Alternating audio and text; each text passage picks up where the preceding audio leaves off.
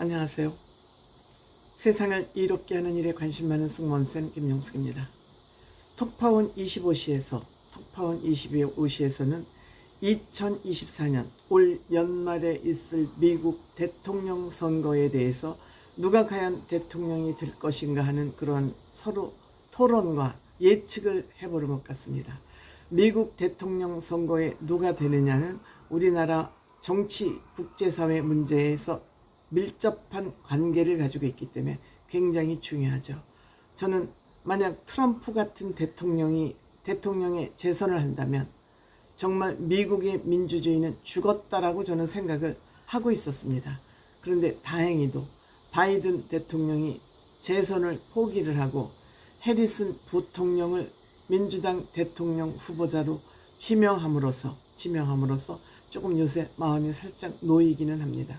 정말 트럼프 같은 저 럭비공 같은 사람이 어디로 튈지 모르는 저렇게 정서불안한 사람이 세계 경찰국가의 대통령이 된다면 이 세계는 정말 혼동 속으로 빠질 확률이 많기 때문에 저는 굉장히 염려를 많이 하고 있었습니다. 특히 대북 문제를 어떻게 끌고 갈 거냐에 따라서 우리나라의 안보에 엄청난 결과를 가져오기 때문에 어떡하지, 미국이 저 정도의 수준밖에 안 돼, 트럼프의 지지율이 저렇게 높아하고 걱정을 하고 있었는데 다행히도 해리스의 인기가 높고 후원금도 트럼프의 3배 정도를 지금 걷고 있다고 합니다. 물론 선거는 뚜껑을 열어봐야 알지만, 뚜껑을 열어서 결과 발표를 하기 전까지는 모르지만, 그래도 해리스가 생각보다 저는 조금 너무 점잖고 에너지가 약하지 않나 싶었는데 그 대관식에 보니까 힘도 있고 파워도 있고 수락연설을 하는데 보니까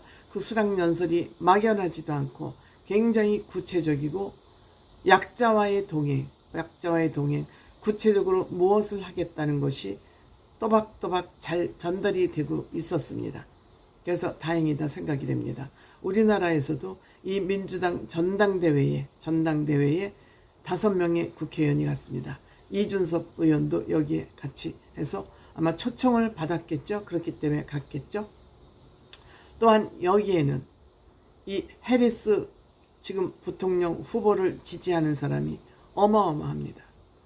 세계적으로 인기가 높은 오바마 대통령, 또 오바마 대통령보다 더 인기가 많은 미셸 오바마,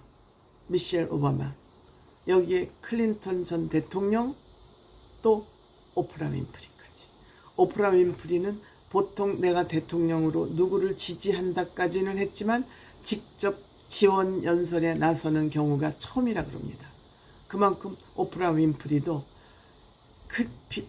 트럼프가 대통령이 되면 안 된다는 그런 절박한 마음을 갖고 있는 거 아닌가 이렇게 생각합니다. 좀 서론이 길었습니다만 이렇게 미국 대통령 선거가 전 세계적으로 화제가 되자 아마 톡파원 25시에서도 과연 미국 대통령이 누가 될까를 가지고 아마 재미있는 토론을 한 것 같습니다. 여기에는 물론 타일러는 자기 나라의 얘기잖아요. 그리고 타일러는 절대 헛말을 하지 않잖아요. 천재 같은 청년이잖아요. 그래서 타일러는 어떤 의견을 냈고, 또 영어 선생 이근철이라는 아주 영어를 재밌게 가르치는 이근철 선생, 또 1996년도 오래전 얘기죠. 오래전 얘기입니다. 벌써 한 30년 가까운 그 시점에 공화당 선거운동원으로 썬킴이라는 사람이 활동을 했었나 봅니다. 그래서 어느 정도 미국에 대해서 조예가 깊은 사람들끼리 아마 미국 대통령이 누가 될 것인지를 예측을 해보는 그런 대화가 오고 가는 것 같습니다. 여기에서 이찬원 씨도 아마 자기 의견을 보탠 것 같습니다. 뭐 누구나 예측을 해볼 수 있을 것 같으니까요. 과연 이찬원 씨는 어떤 얘기를 했고 이찬원 씨의 예측이 맞을지 안 맞을지는 우리가 또 관심 대상이 아닐까 싶습니다.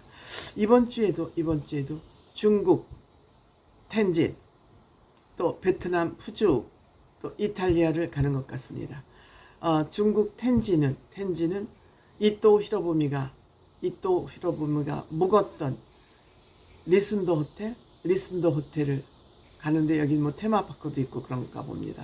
또 중국의 마지막 불행한 황제 푸이도 자금성에서 쫓겨나서 이 징위안이라는 데 와서 아마 머물다가 파란만장한 인생을 마치고 이곳에서 죽었다 그럽니다. 그래서 이렇게 중국, 또 베트남, 푸주, 이탈리아의 랜선 여행을 아마 시작하는 것 같습니다.